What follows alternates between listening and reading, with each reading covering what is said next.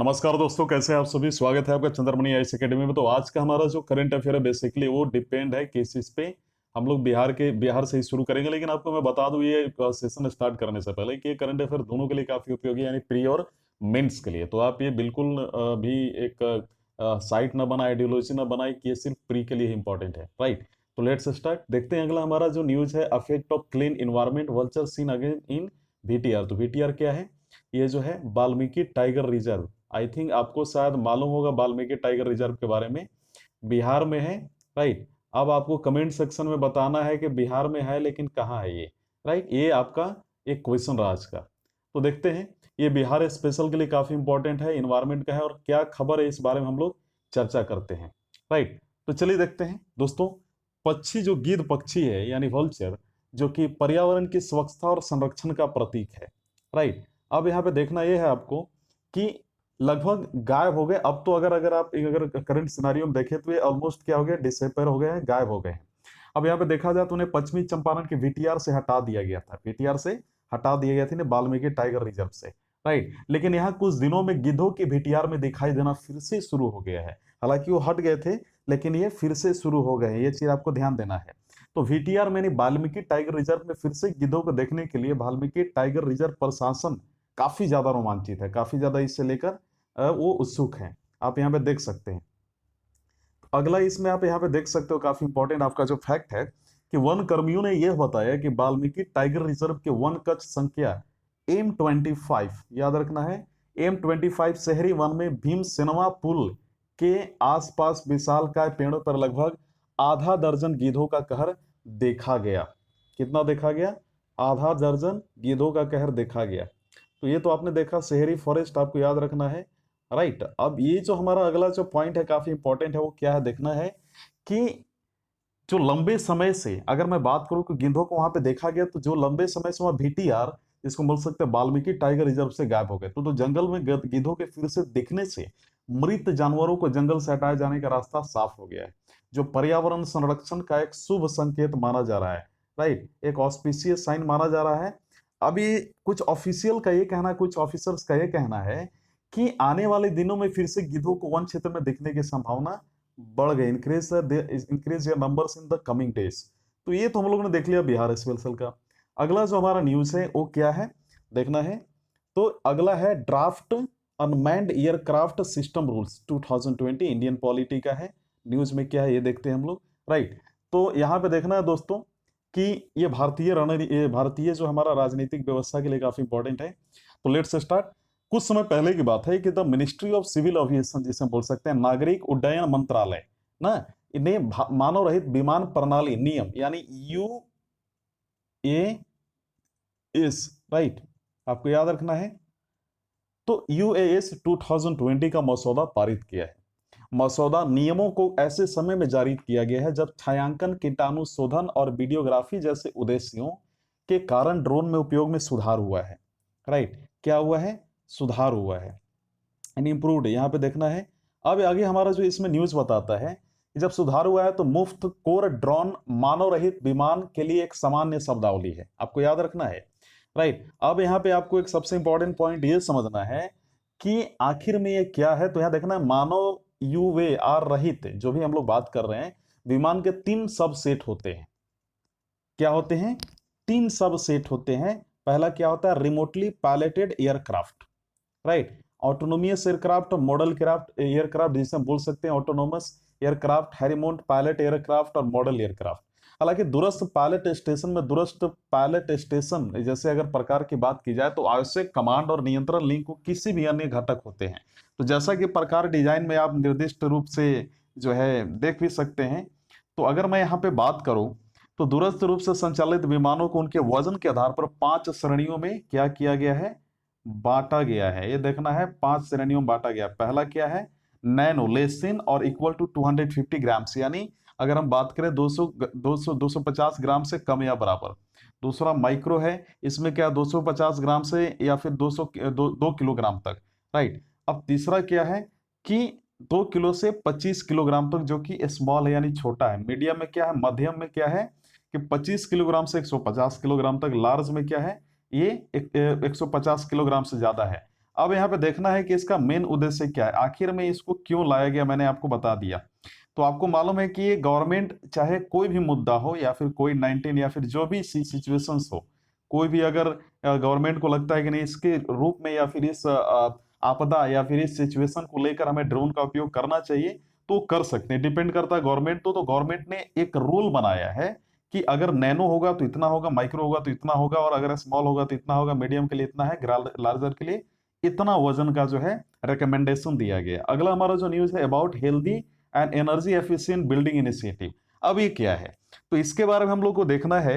आपको मालूम है कि हमारे लिए गवर्नमेंट स्कीम यानी सरकारी योजना और पर्यावरण के लिए संबंधित है। न्यूज में क्या है देखते हैं दोस्तों। हाल ही में the energy efficiency services limited यानी EESL, याद रखना है, कि ने US agency for international development, US agency for international development USAID, right, मैत्री कार्यक्रम के साथ, मैत्री जो इंडिया का है, मैत्री कार्यक्रम के साथ साझेदारी में स्वस्थ और ऊर्जा कुशल भवन पहल जो है शुरू की, ऊर्जा कुशल भवन पहल शुरू की, और जो कार्यस्थलों को स्वस्थ और हरियाली बनाने के लिए अग्रणी मार्ग होगी, राइट। तो जहां पे भी अगर काम कर रहे हैं जो भी इंप्लॉइज, वहां पे इसको एक हेल्दियर और ग्रीनर वर्क प्लेस बनाने की तरफ जोर दिया जाएगा। तो ये तो हम लोगों ने देखा। इसके कुछ इंपॉर्टेंट फैक्ट्स जो कि हमारे प्री के लिए इंपॉर्टेंट है काफी ज्यादा, और मेंस के लिए भी एज वेल एज अगर बात की जाए तो महत्वपूर्ण पथ क्या है, तथ्य क्या है। तो पहल को विश्व पर्यावरण दिवस यानी जिसको हम बोल सकते हैं 5 जून, आप देख सकते हो, के अवसर पर शुरू किया गया था। यह पहल मौजूदा इमारतों और एयर कंडीशनिंग सिस्टम को फिर से तैयार करने की चुनौतियों का समाधान करने के लिए तैयार है। हालांकि ताकि अगर हम बात करें इस मामले में तो वह स्वस्थ और ऊर्जा दोनों कुशल हो, इस तरीके से भी कुछ उस समय बातें की गई, उस समय बताया गया है। तो यहाँ पे अगर देखा जाए तो दो एनर्जी जो हम लोग यहाँ पे बात कर रहे हैं, राइट, ये जो द एनर्जी एफिशिएंसी सर्विसेज जो लिमिटेड है, इन्होंने अपने कार्यालय में कार्यान्वित की गई पहल अन्य भवनों को स्वच्छ और ऊर्जा कुशल बनाने के लिए उचित कदम का जो है कदम उठाने का मार्ग प्रशस्त करेगी, ऐसा उनके द्वारा ये भी बोला गया है। अगला क्या है कि यह देश भर में अन्य इमारतों में भविष्य के उपयोग के लिए विशिष्टताओं को जो है विकसित करने में मदद करेगा, और साथ ही साथ विभिन्न प्रौद्योगिकियों की प्रभावशीलता और कहा जा सकता है कि लागत लाभों को मूल्यांकन करने में सहायता करेगा। दोस्तों अगर मैं एक और बात करूं आपका ये सबसे इंपॉर्टेंट फैक्ट्स के रूप में, तो आप देखेंगे यहाँ पे कि अगर यहाँ पे अगर इसकी अगर बेसिस तौर पे बात की जाए तो साथ ही साथ विभिन्न प्रौद्योगिकियों की प्रभावशीलता और लागत लाभों का मूल्यांकन करने में सहायता करेगा, तो हम लोगों ने बात किया। लेकिन वायु प्रदूषण के बारे में यहाँ पे क्या बोल रहा है कि वायु गुणवत्ता और जो भी प्रदूषण या फिर जो भी क्वालिटी या क्वांटिटी हम बोल सकते हैं, और आराम और ऊर्जा उपयोग पर उनके अल्पकालिक और दीर्घकालिक प्रभाव को भी क्या करेगा, रेकमेंड करेगा। तो ये तो हम लोगों ने देखा है। जनरली नगर वान स्कीम के बारे में हम लोग जानते हैं, किसके बारे में, नागर वान स्कीम। अब ये गवर्नमेंट स्कीम के लिए यानी हमारे लिए क्या है, सरकारी योजना से संबंधित है। क्या खबर इसमें देखते हैं हम लोग। सरकार ने विश्व पर्यावरण दिवस यानी 5 जून को देखना है, उन्होंने क्या किया कि अवसर पे नगर योजना कार्यान्वयन की घोषणा की है। सेलिब्रेटिंग बायोडायवर्सिटी एक चिंता का विषय है जो तत्काल और अस्तित्व दोनों है, लेकिन भारत ने आधिकारिक विषय के अलावा नगर वन या फिर नागर वन पर ध्यान केंद्रित करने का निर्णय लिया है। शहरी वन विश्व पर्यावरण दिवस 2020 का विषय है, आपको याद रखना है। और पर्यावरण वन और जलवायु परिवर्तन मंत्रालय यानी MOEFCC इन शहरी वनों पर सर्वोत्तम प्रथाओं पर एक विवरणिका भी जारी की है। तो ये तो हम लोगों ने बेसिकली देखा कि आखिर जो है ये क्या यहाँ पे जनरली उनके द्वारा MOEFCC के द्वारा रेकमेंड किया गया, डिक्लेयर किया गया, राइट। तो अगला जो इंपॉर्टेंट फैक्ट है वो क्या है, नगर वन का लक्ष्य अगले 5 वर्षों में देश भर में शहरी वन 200 शहरी वन विकसित करना है, अगले 5 वर्षों में। याद रखना आपको, राइट। अब दूसरा क्या है कि पुणे में वारजे शहरी वन को योजना के लिए एक महाराष्ट्र आदर्श माना गया है, याद आपको ध्यान देना है। ये क्या नाम है इसका, वारजे अर्बन फॉरेस्ट, कहाँ पे है, पुणे में। ये चीज आपको ध्यान देना है, यहाँ पे इसको रेकमेंड, यहाँ पे इसको कंस्ट्रक्ट किया जाएगा। यह योजना वन विभाग, नगर निकाय और गैर सरकारी संगठनों, निगमों और स्थानीय नागरिकों के बीच लोगों की भागीदारी और सहयोग को लागू करती है। दोस्तों याद रखना है आपको, राइट। अगला जो काफी इंपॉर्टेंट न्यूज है वो क्या है कि ये शहरी जंगल मुख्य रूप से शहर में मौजूद वन भूमि या स्थानीय शहरी जिसे बोला जा सकता है स्थानीय निकायों द्वारा प्रस्तावित किसी अन्य खाली भूमि पर होंगे। ये चीज आपको याद रखना, इसके बारे में हम लोग डिस्कस किया। आप देख सकते हो कि हमारा हिंदी का संस्करण है आपके चंद्रमणि आईएएस एकेडमी का जो ऐप है, वहां पे जाकर इसको आप डाउनलोड कर सकते हैं। राइट, आप ये देख सकते हो यहाँ पे पूरा पूरा हिंदी का संस्करण उपलब्ध है। तो पीआईबी के बारे में हम लोग थोड़ा जानते हैं, क्योंकि ये भी हमारा चर्चा का विषय रहा कुछ दिनों से, 3-4 दिनों से हम लोग इसके बारे में भी चर्चा कर रहे हैं, पीआईबी वन लाइनर फैक्ट के बारे में। तो चलिए हम लोग देखते हैं। आप यहाँ पे देख सकते हो कि president promulgates 2 ordinances with the aim of giving a boost to rural Indian agriculture। Right, अब यहाँ पे देखना यह है कि इसके बारे में हम लोग अगर जब डिस्कशन करेंगे तो ये आपको ध्यान देना है कि राष्ट्रपति ग्रामीण भारत और कृषि को बढ़ावा देने के उद्देश्य से 2 अध्यादेशों को लागू करते हैं, ये न्यूज है।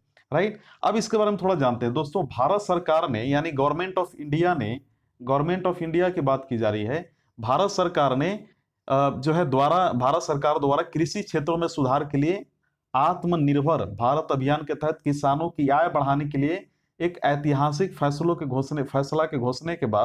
घोषणा के बाद जिसे बोला जा सकता है, भारत के राष्ट्रपति ने बढ़ावा देने के उद्देश्य से निम्नलिखित अध्यादेशों को लागू किया है। वो क्या है कि ग्रामीण भारत में कृषि, क्या है, ग्रामीण भारत में कृषि, आपको ध्यान देना है, ये कृषि की बात की जा रही है, ग्रामीण भारत में कृषि। राइट, अब यहाँ पे ध्यान देना है कि और संबंध गतिविधियों में लगे किसानों के लिए उन्होंने क्या किया है कि किसानों का व्यापार और वाणिज्य, संवर्धन और सुविधा, राइट, सुविधा अध्यादेश 2020 और मूल्य आश्वासन कृषि सेवा अध्यादेश 2020 पर किसान सशक्तिकरण संरक्षण का समझौता उन्होंने किया। उन्होंने ऐसा जो है ऑर्डर पास किया है, उन्होंने ऐसा जो है हम बोल सकते हैं कि कहीं ना कहीं एक स्क्रूटनी पास किया है। राइट, हालांकि जब कोविड-19 की संकट के दौरान कृषि और इसके संबंध गतिविधियों के पूरे पारिस्थितिक तंत्र का परीक्षण किया गया था, राइट, तो इसकी संबंध गतिविधियों के पूरे पारिस्थितिक तंत्र का परीक्षण किया गया था। तो यहाँ पे आप देख सकते हैं, टेस्टेड ड्यूरिंग द कोविड-19 crisis, it is confirm necessity of for the central government to speed up the reform process and come up with the national legal facilitative system to improve interstate trade agriculture produce. कहने का मतलब ये है कि इसने, अगर हम इसके बारे में बात करें तो इसने केंद्र सरकार के सुधार प्रक्रिया में तेजी लाने और अंतरराज्यीय सुधार के लिए एक राष्ट्रीय कानूनी सुविधा पारिस्थितिक तंत्र के साथ आने की आवश्यकता को पुनः पुष्टि की है। हालांकि अगर भारत सरकार ने, अगर इसके बारे में बात करें गवर्नमेंट ऑफ इंडिया के बारे में, राइट, जीओआई के बारे में, तो इन्होंने क्या किया है, जीओआई ने, गवर्नमेंट ऑफ इंडिया ने, कि सभी संभावित खरीदारों की संख्या में वृद्धि करके किसानों को अपने पसंद के स्थान पर कृषि उपज बेचने की आवश्यकता को स्वीकार किया है। हालांकि खेती के समझौते के लिए एक सुविधाजनक ढांचा भी आवश्यक माना गया है। तो इस प्रकार 2 अध्यादेशों को क्या कर दिया गया दोस्तों, रद्द कर दिया गया। अब आपको ध्यान दें, क्या कर दिया गया, रद्द कर दिया गया है। ये तो हम लोगों ने देख लिया। अगला जो HRD minister meeting to review the progress of sanctioned under institute of eminence scheme. अब ये क्या है, इसके बारे में हम लोग जानते हैं। एचआरडी मिनिस्टर, जिसको बोल सकते हैं रिसोर्स डेवलपमेंट मिनिस्ट्री, ने इंस्टीट्यूट ऑफ एमिनेंस योजना के तहत स्वीकृत कार्यों की प्रगति की समीक्षा करने के लिए एक बैठक की। हालांकि अगर हम लोग बात करें केंद्रीय मंत्री श्री रमेश पोखरियाल के बारे में, तो इन्होंने क्या किया है कि केंद्रीय मानव संसाधन विकास मंत्री जो रमेश पोखरियाल हैं, इन्होंने निंसक, जिसको हम बोल सकते हैं एक निंसक नाम का एक कमिटी था या फिर एक बैठक हम बोल सकते हैं, ने इंस्टीट्यूट ऑफ एमिनेंस स्कीम यानी IOE, right, IOE institute of eminence के तहत स्वीकृत कार्यों की प्रगति की समीक्षा की बैठक की अध्यक्षता की, किसके अंदर, निशंक कमेटी के अंदर। और बैठक के दौरान 15 दिनों में IOE और हेफा यानी HEFA के कार्यों की निगरानी के लिए MHRD में एक प्रोजेक्ट मैनेजमेंट यूनिट की स्थापना की जानी चाहिए, ऐसा उनके द्वारा रिकमेंड किया गया, ऐसा उनके द्वारा सुझाव दिया गया। हालांकि श्री निशंक, अगर हम लोग बात करें, निशंक ने आश्वासन ये दिया कि MHRD से एक प्रतिबद्धता पत्र IOE, क्या आप यहां पे देख सकते हो IOE, यहाँ पे इंस्टीट्यूट ऑफ एमिनेंस की बात की जा रही है, राइट, कि OMU के अनुसार खर्च के लिए धन जारी किया जाएगा। और उन्होंने ये भी चाहा और बताया कि निर्माण गतिविधियां अभी खुली हैं और IOE में काम में तेजी लाई जा सकती है, जो कि कोविड-19 के कारण रोकी हुई थी। आपको भी मालूम है, have stop due to the कोविड-19, आपको ये मालूम है। तो अगला जो हमारा न्यूज है वो है research proposal invited for covid for bilateral collaboration in science between India and Australia, right. तो इसके बारे में थोड़ा जानना है दोस्तों। भारत और ऑस्ट्रेलिया के बीच विज्ञान में द्विपक्षीय सहयोग के लिए कोविड-19 के लिए आमंत्रित अनुसंधान प्रस्ताव किए गए हैं। हालांकि प्रधानमंत्री श्री नरेंद्र मोदी और ऑस्ट्रेलिया के प्रधानमंत्री स्कॉट मॉरिसन, याद रखना है, ये आपको याद रखना है, स्कॉट मॉरिसन सांसद ने संयुक्त रूप से 4 जून 2020 को भारत ऑस्ट्रेलिया के नेताओं के आभासी शिखर सम्मेलन के दौरान 2020 में एक विशेष कोविड-19 सहयोग की घोषणा की। कब की गई? ये 4 जून 2020 की बात है। अभी हाल ही में आपने देखा था, वर्चुअल मीटिंग हुआ था।